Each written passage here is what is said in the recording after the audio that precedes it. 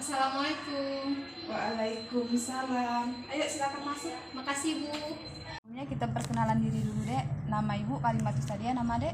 Nama saya Hartati Bu. Oke baiklah, selanjutnya kita buat kontrak konseling dulu ya dek. Iya Bu. Jadi konseling kita akan berlangsung selama kurang lebih 2 jam dek.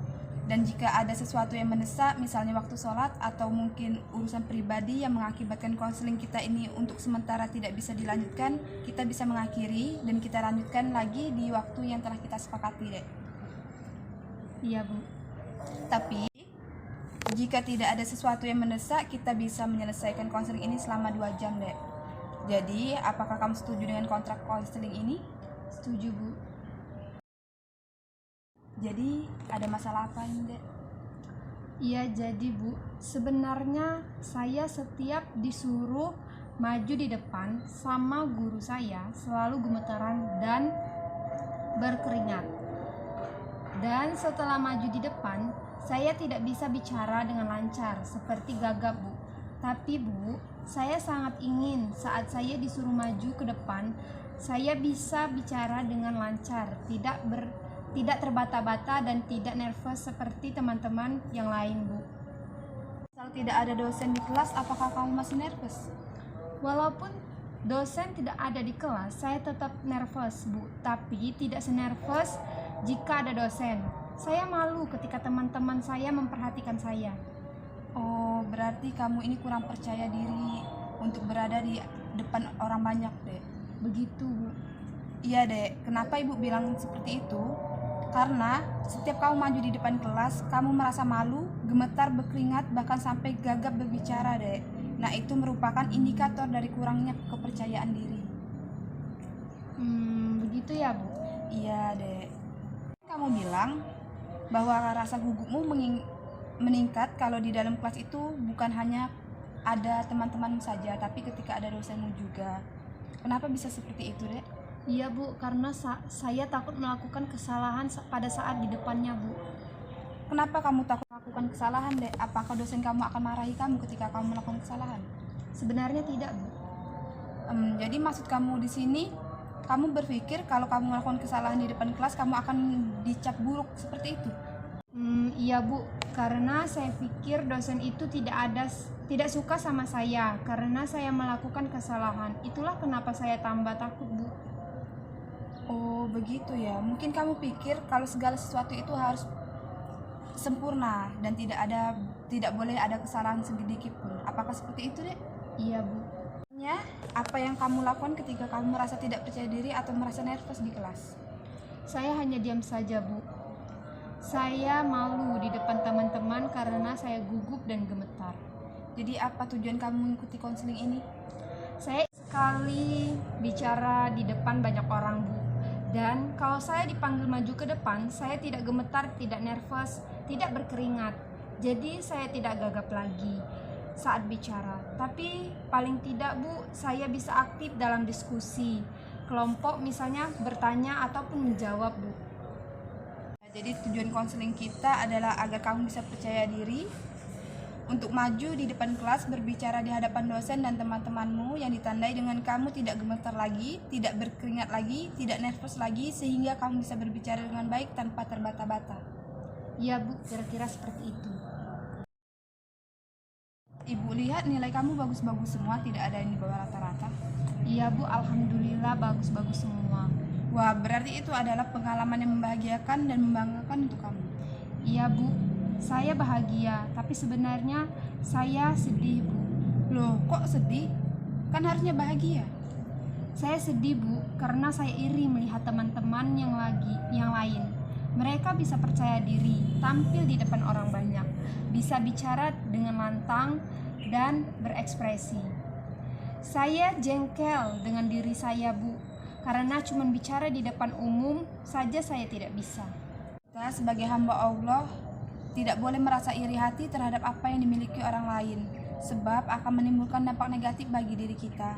Mungkin akan timbul sikap kufur, nikmat, bahkan tidak mau menerima karunia Allah.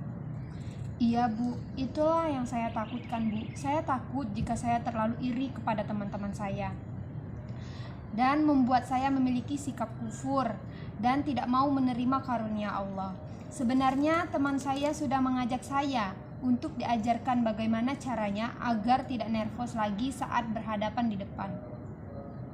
Kamu bingung? Kenapa kiranya kamu merasa bingung? Padahal itu adalah hal yang kamu inginkan, Tati. Iya Bu, saya ingin sekali, tapi saya takut dikira bodoh oleh teman-teman saya. Karena hanya untuk tampil di depan kelas saja saya tidak bisa.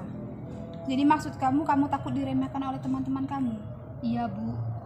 Jadi setelah apa yang kamu sampaikan tadi, alangkah baiknya jika kita simpulkan dulu agar hasil dari pembicaraan kita semakin jelas.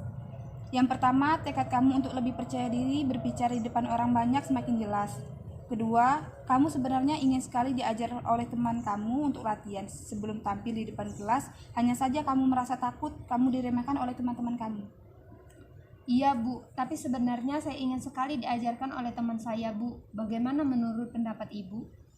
Kalau menurut kamu itu bisa membantu, Ibu akan mendukung. Tapi ingat, kalau kamu memutuskan menerima bantuan teman kamu, berarti kamu harus siap menerima ocehan teman-teman kamu. Dan juga sebelumnya, kamu harus berbicara dengan temanmu serta menjelaskan alasan kenapa kamu harus latihan dulu sebelum tampil di depan kelas agar mereka dapat mengerti. Tapi bagaimana menurut Ibu kalau saya tidak bisa menerima bantuan teman saya itu? Kalau menurut Ibu, jika kamu menerima bantuan dari teman kamu akan memudahkan beradaptasi karena akan mendengarkan kamu saat kamu tampil di depan kelas. Salah satunya ialah mereka. Tapi saat kamu menerima bantuan dari teman kamu itu, kamu perlu menjelaskan bahwa kamu berlatih agar kepercayaan diri kamu bisa meningkat saat tampil di depan kelas tanpa terbata-bata lagi. Pasti teman kamu bisa mengerti karena setiap manusia itu memiliki kelebihan dan kekurangan masing-masing. Oh iya Bu, saya mengerti. Waktu kita sudah hampir habis, sudah hampir 2 jam. Bagaimana perasaanmu? Apa yang kamu rasakan sekarang? Iya Bu, alhamdulillah. Sekarang saya merasa lega Bu, karena semua keluh kesah dapat saya curahkan kepada Ibu. Dan akhirnya saya bisa bicara dan ceritakan semuanya. Alhamdulillah kalau seperti itu. Lalu apa yang kamu pikirkan selama pertemuan ini? Saya pikir bahwa keputusan saya untuk menerima tawaran latihan bersama teman saya sebelum tampil di depan kelas dan tidak memperdulikan ocehan teman-teman saya yang menganggap bahwa saya itu bodoh sudah benar Bu, karena dengan berlatih akan bisa membantu saya untuk meningkatkan kepercayaan diri saya agar saya bisa seperti teman-teman yang lain Bu. Bagus Tati. Jadi apa kira-kira rencana kamu sementara sebagai pegangan untuk tindak lanjut selanjutnya? Rencana saya, jadi insya Allah yang pertama yang harus saya lakukan adalah saya menerima tawaran dari teman saya dan berlatih juga belajar bersama mereka. Kedua, saya tidak boleh iri terhadap apa yang tidak saya miliki dan yang dimiliki oleh orang lain. Yang ketiga, sebelum saya tampil ke depan, saya akan berpenampilan rapi sehingga saya akan merasa lebih percaya diri. Dan juga saya harus berdoa terlebih dahulu Bu sebelum tampil. Saya rasa itu yang akan saya lakukan Bu. Oke, baiklah. Kita sudah banyak berbicara. Bagaimana kesimpulan dari pertemuan kita kali ini, Tati? Jadi saya harus menentukan pilihan saya Bu. Saya tidak boleh salah pilih karena semua ini untuk masa depan saya sendiri. Dan juga kecemasan dan ketakutan yang saya alami mulai menurun. Kita tutup pembicaraan kita kali ini. Ibu ucapkan banyak terima kasih atas ketersediaan Tati untuk membicarakan permasalahannya. Iya Bu, kalau begitu saya permisi ya Bu. Terima kasih. Iya Tati, sama-sama.